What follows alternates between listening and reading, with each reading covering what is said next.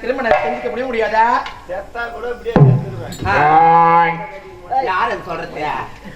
என்னங்க I love யூங்க. இதுக்கு மேல தாங்காது. இது காலையில மாட்டு ஹாஸ்பிட்டல் போட்டு ஒரு சென ஊசி போட்டு வந்துரு. இல்லைன்னா ஆடி மாசம் ஆள் கிடைக்காது, ஊர் மேல ஓடி போடாது.